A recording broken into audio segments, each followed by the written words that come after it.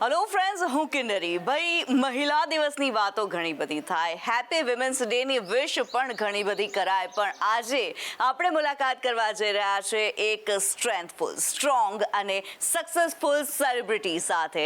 આપણે મળવા જઈ રહ્યા છીએ મોના થીબા કનોડિયાને અને એમની સાથે આજે ઘણી બધી વાતો કરવી છે, ચેલેન્જીસ વિશે વાતો કરવી છે અને સક્સેસ વિશે વાતો કરવી છે અને સાથે જ વિમેન્સ વિશે પણ વાતો કરવી છે. તો ચાલો ભાઈ, સરસ મજાની ચાની ચુસ્કી અને આ ચા કોણે બનાવી છે? વેલ, ધ વન એન્ડ ઓનલી મોના થીબા કનોડિયા, જે અત્યારે આપણી સાથે છે અને આપણે એમની સાથે વાતો કરી રહ્યા છીએ. Mona, thank you so much for this masala chai. Tasty છે એકદમ. My pleasure. સો મોના, જ્યારે આજે અમે તમારી પાસે આવ્યા છીએ, તમારે ત્યાં આવ્યા છીએ, સરસ મજાના સરાઉન્ડિંગની અંદર અત્યારે જ્યારે વાતો કરી રહ્યા છીએ, ત્યારે મોનાને કેવું લાગે છે જ્યારે ઘરની અંદર કોઈ મહેમાન આવતું હોય, ઘરની અંદર કોઈ ગેસ્ટ આવતા હોય? What you feel? I love it. એમ કહેવાય છે ને કે આશીર્વાદ જે ઘર ઉપર હોય ને, એના ઘરે જ મહેમાન આવે. નહીં તો શું કામ લોકો પોતાનો સમય ખર્ચો કરીને તમારા ઘરે આવે, જે અમૂલ્ય સમય જે અત્યારે કોઈ પાસે નથી. Everybody is busy in their lives. તો એ પોતાનો સમય કાઢીને તમારા ઘરે આવે, તમને મળવા આવે, તો એનાથી વિશેષ શું? એટલે એ તમારા માટેનો પ્રેમ, લાગણી. બિલકુલ. અને એક વાત એ પણ છે કે આવો મીઠો આવકારો એક સ્ત્રી જ આપી શકે, જે ઇમોશન્સથી ભરેલી હોય, એવું કહીએ. બરાબર ચાલે? બરાબર, એકદમ ચાલે. અને અમારું કનોડિયા પરિવાર તો મહેમાનો માટે એવું કહેવાય છે કે આ ઘર સદાય ખુલ્લું છે, દરવાજો મહેમાનો માટે. મતલબ એ મીઠો આવકારો તમારે ત્યાં દરેક વ્યક્તિને, દરેક મહેમાનને મળતો હોય છે. અને હું રાજવીને એ જ શીખવું છું કે કોઈ પણ મહેમાન આવે એને સારી રીતે જ આપણે બોલાવવાના, એને સારી રીતે જ એમને પ્રેમ આપવાનો, એમને એવું ફીલ કરાવવાનું કે એ ફરી વાર આવે, અને એ જ્યારે જાય ને ત્યારે સારી ફિલિંગ લઈને જાય, આપણી માટે સારું વિચારીને જાય, ખુશ થઈને જાય. બિલકુલ. અને મોના શું છે કે મોના માટે થઈને કોઈ શું વિચારે? હું એવું ઈચ્છું કે મારા માટે કોઈ ખરાબ ના વિચારે, કારણ કે હું એવી વ્યક્તિ જ નથી. હું બહુ ઓનેસ્ટ છું ને બહુ સ્ટ્રેટ ફોરવર્ડ છું. જે હોય ને એ મારો પ્રોબ્લેમ બી કહી શકો તમે, જે હોય ને એ મોઢે જ કહી દઉં છું.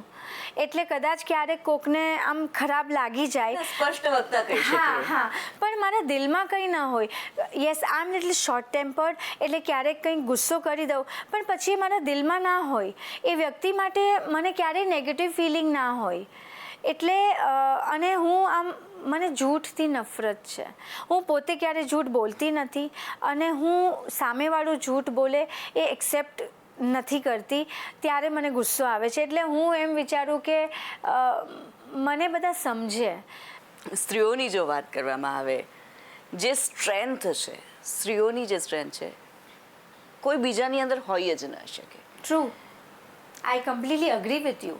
એટલે એ જે સ્ત્રીઓને જોવાની જે એમની જે શક્તિ છે, એ જોવાની તાતી જરૂર નથી લાગતી. સ્ત્રી સશક્તિકરણની વાતો થતી હોય, વિમેન એમ્પાવરમેન્ટની વાતો થતી હોય, ત્યારે મોનાને શું લાગે છે? એક સ્ત્રીને કઈ રીતે જુએ છે? હું સ્ત્રીને એક તાકાતની રીતે જોઉં છું. સ્ત્રીને જેટલું બને ને એટલું માન સન્માન મળે એ ઓછું છે મારી રીતે. તો એને તો ભરપૂર માન સન્માન મળવું જોઈએ, કેમ કે એક સ્ત્રી એટલી બધી વસ્તુઓ કરે છે અને કરી શકે છે. જો એને પાંખો આપો તો, જો એને ફ્રીડમ આપો તો, જો એને રસ્તો આપો તો. એટલે સ્ત્રી એક એવી વ્યક્તિ ભગવાને બનાવી છે. એટલે એમ કહે છે ને કે ભગવાન પોતે નથી આવી શકતા, એટલે એમણે માં બનાવી. તો માં એક સ્ત્રી છે. બિલકુલ. તો જે પ્રમાણે આપણે અલગ અલગ ભૂમિકાઓની વાત કરી છે, મહિલાઓની, સ્ત્રીઓની, તમારી જે અલગ અલગ ભૂમિકાઓની તમે વાત કરી છે, આ વાતને આપણે આગળ વધારીશું. તમારા કરિયર વિશે, તમારા મધરહુડ વિશે પણ વાત કરવી છે, પણ થોડો માહોલ ચેન્જ કરીને. ચલો ચલીએ. મારા ઘરની સેર કરાવું તમને? બિલકુલ. ચાલો ચલીએ. મોના Thiba Kanodia, that is your identity. But મોના, માત્ર મોના, જ્યારે અરીસામાં પોતાને જુએ છે, પોતાને જોઈને શું ફીલ આવે છે? C journey is on only but એક સ્ત્રીને લાઈફમાં શું જોઈએ? સારું ઘર, એટલે સારું સાસરિયું, સરસ મજાનો હસબન્ડ જે તમને સમજી શકે, જે તમારી કેર કરી શકે, જે તમને અદ્ભુત પ્રેમ કરે, અને એક સરસ મજાનું બાળક, અને એમાંય સોને પે સુહાગા જો તમારી કરિયર હોય. એટલે આ બધી વસ્તુનો સમાવેશ એક લાઈફમાં જ્યારે થાય ને, તમને આ પણ જોઈએ છે, આ પણ જોઈએ છે, આ પણ જોઈએ છે, ને બધું મળી જાય, તો જે એક કમ્પ્લીટ ફીલ થાય ને, એ ફીલ હું કરું છું અત્યારે.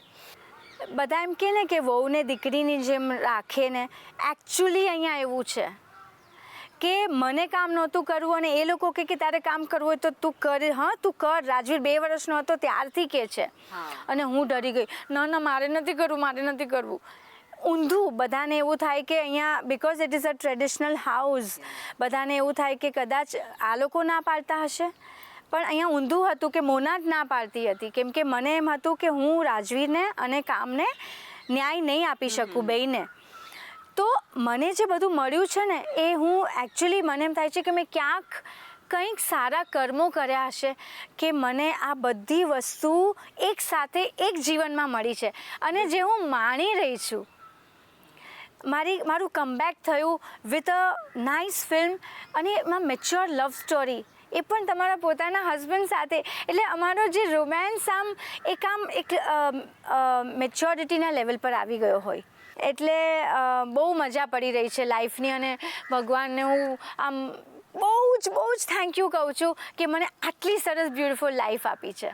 બિલકુલ બ્યુટીફુલ લાઈફ તો છે, બટ જો વાત કરવામાં આવે, એવરી કપલ થોડી બહોત નોકઝોક તો ચલતી હૈ, અને આવું થાય ત્યારે અમારા બહુ જ નોકઝોક થાય છે, પણ અમારા જીવનનો એક જ મંત્ર છે, રાત ગઈ બાત ગઈ. એટલો ઝઘડો સાંજે થયો હોય, રાત્રે થયો હોય, કે મને એમ થાય કે હવે અઠવાડિયા સુધી તો એમનો મોઢું નથી જોવાની, વાત કરવાની તો દૂર, પણ હું એમનો ફેસ પણ નહીં જોઉં, અને હું એમની સાથે આમ અબોલા લઈ લઈશ, રિસાઈ જઈશ. અને પછી સવાર થાય અને હું આ કિચનની બારીમાંથી આ મસ્ત મજાનું નેચર, કુદરતને જોઉં ને, અને મને એક વાત સમજાય, શું હવે લાઈફ આટલી બ્યુટીફુલ, આટલી નાની છે, શું જાને દો, રાત ગઈ બાત ગઈ. 1-2 વાર મેં વિચાર્યું કે ખબર નહીં મારા વિચાર એક રાતમાં બદલાઈ જાય પાછા, એ ખબર નહીં કેવી રીતે થાય. અને એટલી મેચ્યોરિટી મારામાં આવી ગઈ કે આ વાતને લઈને હું આમની સાથે આવા ઝઘડા કરું, અને આ વાતને લઈને હું આ મિસઅન્ડરસ્ટેન્ડિંગ હોય કે કંઈ પણ નાનું મોટું ડિફરન્સ ઓફ ઓપિનિયન, માફ કરતા શીખો. ઈગો નહીં જ રાખવાનો. અમારો એક છે, સવારે ઉઠે એટલે એમને હું એક ગરમ પાણીનો મગ આપું છું, એ મારું સોરી હોય કે એ હોય કે ચલ જાને દો, અને એ પણ સમજી જાય. એ મારી પાસેથી ન મારે એમની પાસેથી સોરી સાંભળવું છે, ન મારે કહેવું છે. એ મારો એક કપ લઈ લે ને એટલે બધું સોર્ટ. સો એક આઈડિયલ જે કહેવાય મધર, એ તમારા મધરમાંથી તમે ઇન્સ્પિરેશન્સ લીધી છે, even your mother in law too. Yes. મને એક ઇન્ટરવ્યૂમાં કોઈએ પૂછ્યું કે એક વર્ડમાં તમારા સાસુને ડિસ્ક્રાઇબ કરવાના હોય તો શું, તો હું એક જ વાત કહીશ કે ઇન્સ્પિરેશન. એ આ ઉંમરે જે રીતે એક્ટિવ છે, પોતાની તબિયતને સાચવે છે, અમને બધાને હેન્ડલ કરે છે, આખા ઘરને, પરિવારને એકત્ર કરીને સંપીને રાખ્યું છે, ત્યારથી લઈને પપ્પા બાપાના ટાઈમથી લઈને અત્યાર સુધી એ લેડી ઓફ ધ હાઉસ હોય ને, એ જ કરી શકે. એટલે હું એમની ઉંમરે જ્યારે પહોંચું તો હું એમના જેવી બનવા માગું છું, તો એ મારું ઇન્સ્પિરેશન છે. ઘણી બધી કરિયરની તો આપણે વાતો કરી છે તમારા, પણ હવે જરા આપણે વાત કરીશું તમારી મધરહુડ વિશે. એ કેવી રહી છે, જરા એક શેર કરતાં આપણે વાત કરીએ. ચાલો તો. સો મોના, જ્યારે વાત કરતા હોઈએ, ઘર જ્યારે સંભાળતા હો છો તમે, સાથે ને સાથે તમે કામ પણ જ્યારે કરતા હો છો, એ ફીલ કેવી હોય છે, અને એ બેલેન્સ જે છે એ કઈ રીતે આવતું હોય છે? એ બહુ અદ્ભુત ફિલિંગ છે. હા, કે તમે ઘર પણ સંભાળો છો, તમે બહાર તમારું કામ પણ સંભાળો છો, કિચન સંભાળો છો, બાળક સંભાળો છો, પરિવારને સંભાળો છો, અને એ જે બેલેન્સ કરવાની ટેલેન્ટ છે ને એ બહુ જરૂરી છે, જે મને લાગે છે કે મારામાં છે. બિલકુલ, પણ એ તમે કારણ કે ઘણા બધા એવા લોકો હોય છે, ઘણી બધી લેડીઝ એવી હોય છે કે જેમણે મતલબ દહીંમાં દૂધમાં બંનેની અંદર પગ રાખીને આમ ચાલવું પડતું હોય છે, ઓફિસનું પણ વર્ક કરતી હોય છે લેડીઝ, સાથે સાથે ઘરની પણ જવાબદારીઓ જે ઘણી બધી હોય છે એ સંભાળતી હોય છે. ત્યારે how can you manage that? See, એના માટે પ્લાનિંગ હોવું જોઈએ, proper planning, pre planning, Okay. Organisation and discipline. Oh, આ ત્રણ વસ્તુ બહુ જરૂરી છે. અને ફોર્થ, ધ મોસ્ટ ઇમ્પોર્ટન્ટ, ફેમિલીનો સપોર્ટ. વાવ. જો ફેમિલી સપોર્ટ કરે ને, હસબન્ડ એન્ડ ઇનલોઝ, તો એ ઘરની વહુ, દીકરી, સ્ત્રી કંઈ પણ અચીવ કરી શકે, એ મારું માનવું છે. અને yes, planning is very important, discipline is very important. તમારા જે સપના છે રાજવીરને લઈને, વોટ આર?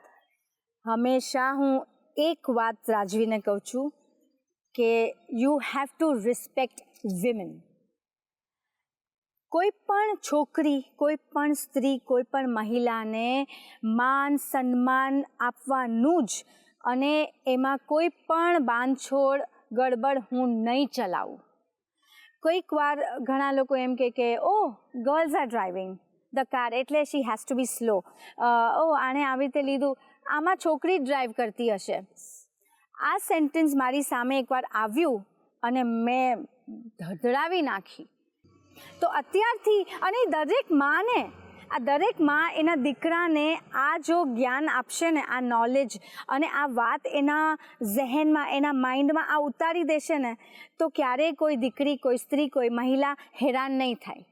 બિલકુલ બિલકુલ. અને એ સ્ત્રી જે સ્ટ્રેન્થફુલ છે, જે શક્તિશાળી છે, એટલી જે શક્તિ એનામાં ભરી છે, સર્જનની પણ શક્તિ છે, અને જે સંવારવાની, શણગારવાની, લાઈફને શણગારવાની શક્તિ છે, એ શક્તિને આપણે બિરદાવી રહ્યા છે. Mona, happy women's day. Happy women's day to you and happy women's day to all the viewers. બધાને હેપી વિમેન્સ ડે. બધાને એટલી જ વાત કહીશ કે તમે જે પણ કરી રહ્યા છો ને, અદ્ભુત કરી રહ્યા છો. અને હંમેશા પોતાની ઈચ્છાઓ, પોતાના સપનાઓ પૂરા કરવાની કોશિશ કરજો, એના તરફ હાર્ડવર્ક કરજો ને એટલી મહેનત કરજો ને કે ભગવાને એ તમને આપવું જ પડે. બિલકુલ. થેન્ક યુ સો મચ મોના, અમારી સાથે વાત કરવા માટે. Thank you so much. ત્યારે વિમેન્સ ડેની આપણે ઉજવણી કરી રહ્યા છીએ, અને એની અંદર જ્યારે આપણે સેલિબ્રિટીઝની સાથે વાત કરી રહ્યા હોઈએ, મોના થીબા કનોડિયા સાથે આપણે વાત કરી છે. એક સ્ટ્રેન્થફુલ સેલિબ્રિટી છે કે જેમણે ન માત્ર પોતાના ઘરમાં પરંતુ પોતાના કરિયરને પણ એટલું જ સંવાર્યું છે. ત્યારે વિમેન્સ ડે પર અમારી આ રજૂઆતમાં હાલ બસ આટલું જ. મને રજા આપશો. નમસ્કાર.